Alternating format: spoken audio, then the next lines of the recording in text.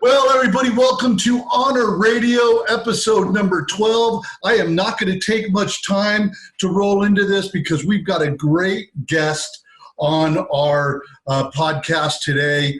His name is Tim Davis, and Tim is the national sales coach for Movement Mortgage. And I am honored to be one of these coaches. There are 7 of us that coach up more than 500 loan officers. Am I right, Tim? More than 500? Right in that neighborhood. Yeah, 7 of us across the nation that coach up more than 500 loan officers throughout the week. And Tim Davis is our leader. And it's an honor to have him. It's an honor for me to introduce him to the West Coast because I know that we've got a big West Coast following, and Tim is East Coast, so it's a great joy for me to do this with Tim.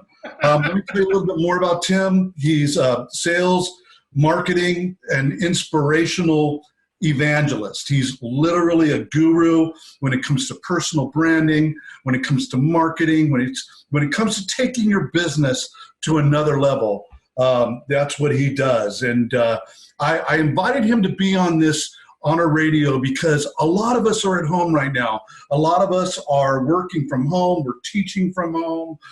We're having to navigate a new way of working at home. And I thought it would be during this difficult time to have Tim come on and inspire you guys a little bit about some great tips to use while you're working at home. And Tim, maybe you could tell us a little bit more about you, but thank you for being on the show. Sure, man. It's great to be here. Let's just dive into sort of working from home. I think that's our topic today, right? How do we effectively work from home? And so Angie and I have been working together for 20 years, right? So we've got a long history of partnership, right? She's my wife. So we owned a couple of mortgage companies together, and we worked in an office space together. So we had to work through those communication challenges that come about. But then we transitioned to working from home. And so now we've been working from home now, I would say 7 or 8 years. And I can just sort of give you like what we do to make that work. And everybody's going to be a little bit different. You know, we've got dogs, not kids. So we've had to kind of work the dogs into the schedule. But regardless of whether you have kids or pets or whatever the case might be, I think number one is you've got to have a schedule. Right? You've got to have yourself a schedule. If you don't have a schedule, then anarchy occurs, right? You get up whenever, you make breakfast whenever, you watch TV, you get caught up in all the distractions that can be the home. You know, your home is really your safe haven. That's where you can come and literally hang out in your pajamas or underwear and nobody judges you, right? Can you imagine going to your work in your pajamas? I mean, you would be Facebooked for days if that happened. Right? So all of a sudden, your safe haven is turned into a work environment, right? So I think you've got to have a strict schedule. Number one, I think that's really important. And I think number 2 is you got to get up and get dressed up, just like if you were going to the office. You know, what we're wearing really dictates a lot of the energy we have inside of ourselves. So think about it. You put on a suit and tie or a dress or whatever, you know, your work attire might be for the day. You sort of just kind of get like, okay, I'm going to work. I'm on a mission. I've got to do these things. But then when you're hanging out in sweatpants, I don't know if you're like me, but when I put on my hockey sweatpants and my hockey sweatshirt, it's like popcorn and TV time. And it's sort of, you know, we adjust based on the clothing we wear. So I think having a strict schedule and then putting on work clothes would get you in the right frame of mind. And then another tip I would have is you've got to have a designated space to work, you know, a designated space to work. And, you know, your house may have a home office that's built into it, or it may be that you convert a bedroom to a home office. But you've got to have a dedicated space that's where the work goes. Yes. And it does not leave there. Yes. It does not leave this dedicated. I don't take the work to the bonus room, right? It stays in the office. And Angie has a converted bedroom into an office where she's at. She's on the other side of the house, right? So she's working over there and I'm working over here. We can have, you know, group meetings in the kitchen if we want, or she can go to my office, or I can go to her office, whatever the case might be. But there's dedicated space there that you're working in. So there's more tips, but I'll say those three things first: a schedule, dressing for the day, and having dedicated spaces.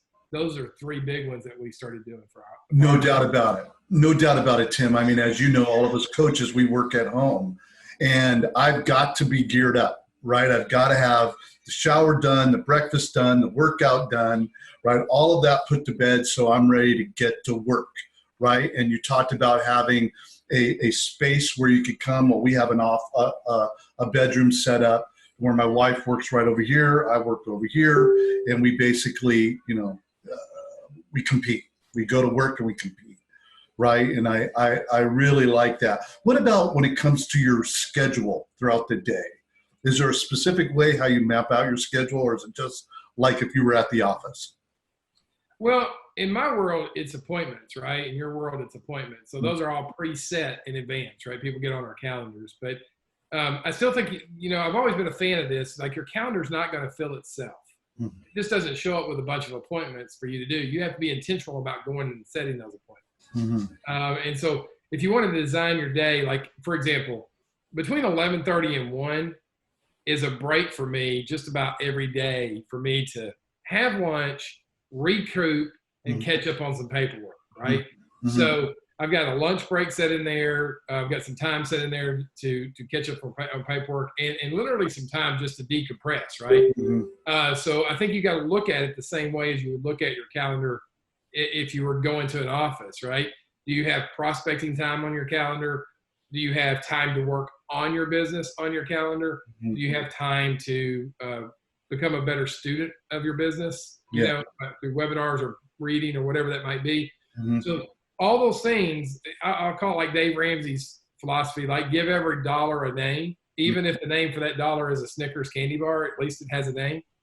I think you need to name your calendar out too and say, okay, I'm gonna have the schedule, I'm gonna stick with it, and I'm gonna fill it up so that I know in advance of what I'm gonna be doing and where I'm gonna be doing it.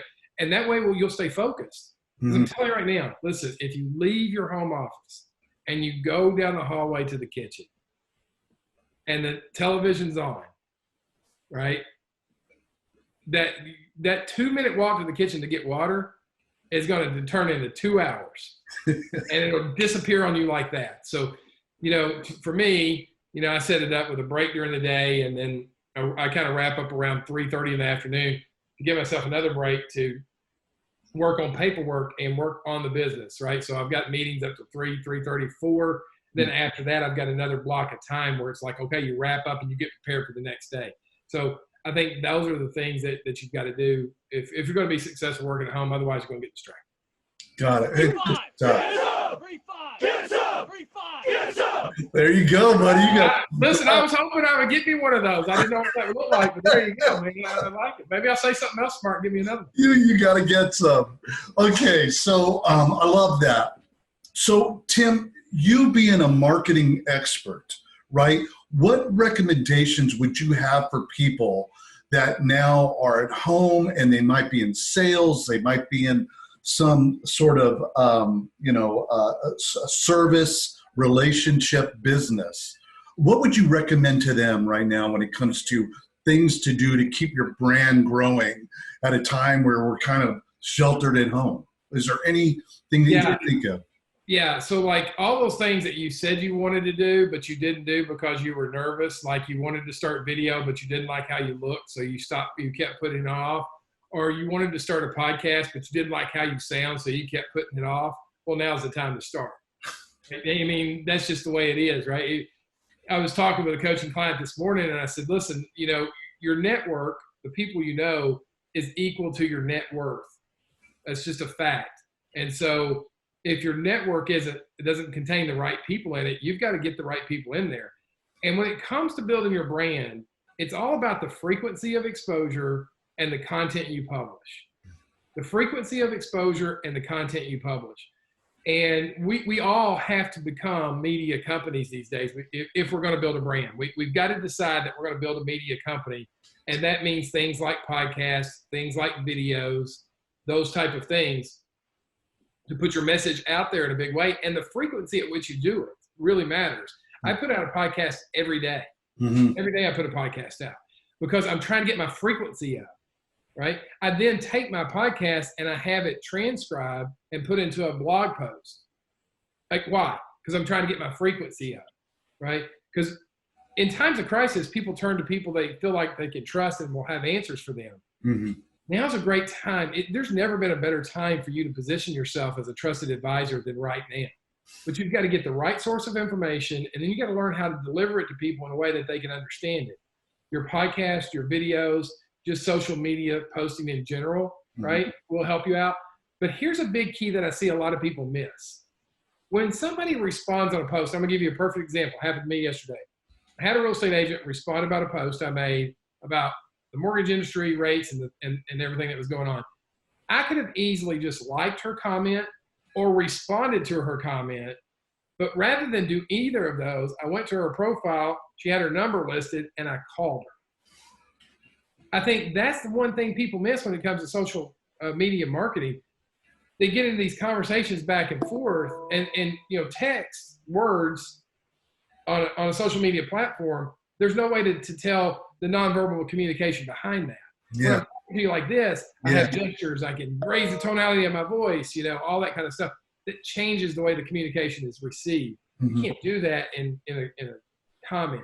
Now, I believe in comments, and you should comment, but pick up the phone, right? Maybe even do a FaceTime, right? If they have an iPhone, you can do a FaceTime with them, and then you can see the person. So this represents an unbelievable opportunity to build your brand and position yourself as an influencer and a trusted advisor in the marketplace, but it also represents an unbelievable opportunity to pick up the phone and call some people, right? You can't go congregate in a BNI group or a networking group of 10 or more people right now. So how are you going to do that? Zoom meetings, videos, all those type of things. And if you're ever going to take advantage of building your brand, now's the perfect time to do it. And you don't need some elaborate setup to make it happen. You can make it happen really easily if you're willing to do it. The reason why Rick and I started Honor Radio back up was because of you, Tim, and what you were telling us coaches in our daily meetings that we have, right? You said that exact thing to us about how we needed to really step up our influencing game at this time, because people need us. People need those influencers out there. And I know you're the one that inspired us to do this. So I respect that. And you know what? You're right, because people need to hear motivational stuff and good stuff at a time like now. I mean, we just got off an amazing call with Barry Habib, right? And Casey Crawford, the CEO of Movement Mortgage. And oh my God, was that an hour of, it seemed like it went in 10 minutes because there was so much great information coming at us on what to say to our loan officers that we're coaching, what we want them to say to our real estate referring partners, that type of stuff. It was good stuff. So I'm just going to roll right into this because I think you did a great job when you're talking about working out of home. But when it comes to the real estate industry and the people that we touch, the mortgage professionals, those of us that are in the service industries like that, what nuggets would you like to offer them in regards to this historical time we're in right now, Tim? And then I'm gonna shoot you straight because in 13 minutes I got to hop on another one of these. Yeah, I'm gonna shoot everybody straight. I think it's great to offer hope and encouragement and all that kind of stuff, but it's also got to come with the truth, right? It's also got to come with the truth. And the truth of the matter is, right now, if you're in real estate, you're going to get really tested potentially at how you've built your business, right? And here's what I mean by building your business. It's not just about marketing and getting clients in the door, but business has a lot to do with cash reserves and debt structure, right? So how have you personally done right now as a real estate agent with your personal debt structure and your cash reserves? Because the reality about it is that in some parts of our country right now, there's real restrictions on what you can and cannot do. And you're not holding an open house with 10 or 15 or 20 people coming through the door right now, at least not for the short term. Now, look, the backside of it, very promising. I mean, we learned today, there were some numbers coming out. The birth rates, for example, are going to carry the housing market well into the future years. The pricing models that we have on homes right now, the debt service, the equity that's in houses, all of those are the underlying basics of the marketplace are all great and poised for a gigantic rebound the minute we get through this. But we have to get through this. We have to get through this, right? And so I was thinking about this earlier today. I didn't know you were going to ask me this question, but if I'm a real estate agent, I'm looking at it right now and I'm saying, okay, what are my cash reserves? What are my cash reserves? And then number two, how good of a job have I done in a couple of areas? How good of a job have I done in building my personal network around the community? How good of a job have I done in becoming an influencer and just a friend and a great neighbor in the neighborhood I live in? Right? How good of a job have I done in growing my social media presence? Right? I have to look at all those things. And if I've been a transactional type of personality in the past, it's probably going to expose some of those weak spots right now.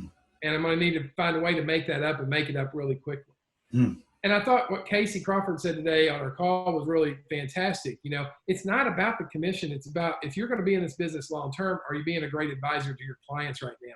Some clients you need to say, hey, why don't you hold up a couple of weeks before you buy the house or put the house on the marketplace, and let's get some more data and then make your move. And then there's other cases where you need to say, now's the right time for you to go in, right? But you need to know something about your client and be a true advisor to them and not say without a piece of paper.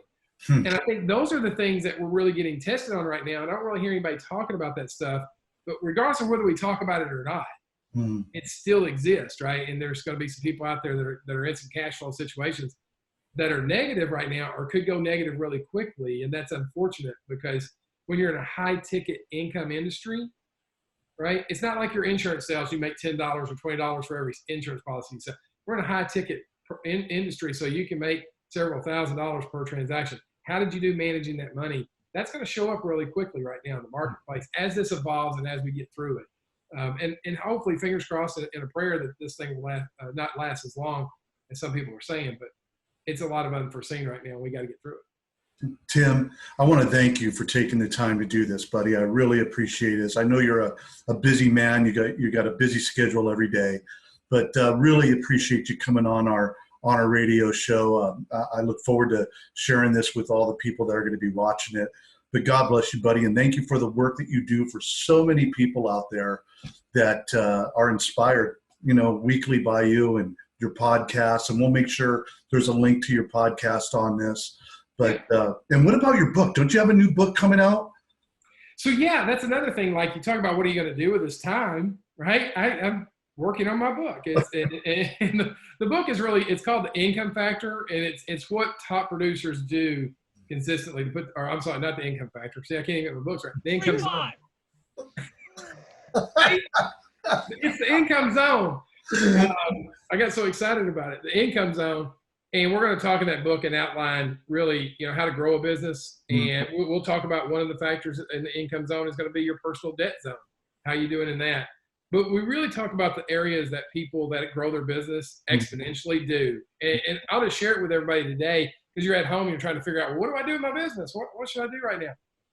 There are three things that I see top producers constantly do to grow their business. And it's where income is transferred. It's phone calls, meetings, and events. Those are the three areas that are the income zone. So for example, the post that I made on Facebook, I got a comment below it. I turned that comment into a personal phone call. We're getting a transaction out of that now, right? So I took the social media, which is I call that the exposure zone. You can get exposure there, but how do you move it to one of the three income zones? A phone call, a meeting, or an event. Now, we're being challenged in the marketplace right now because two of those zones, meetings and events, have to be done virtually, like this right here, right? Zoom, FaceTime, things of that nature, right? So your phone call becomes your meeting device and possibly your event device too. So I'm really excited about that book. But if I was sitting at home right now as a real estate agent, I'd look at my personal finances, I would look at my business, I would see the gaps that I needed to fill in that. I would go to work on my business right now. And then I would become, I'm going to give you a tip Angie and I are going to do in my neighborhood. And this is something I would do if I was a real estate agent. I'm going to become, publishing my information to help people get through this. But I saw in one of the HIP pages, we have all these HIP pages like HIP Donaldson and HIP Mount Juliet. It's like community pages on Facebook. And I saw this post this restaurant posted family dinners.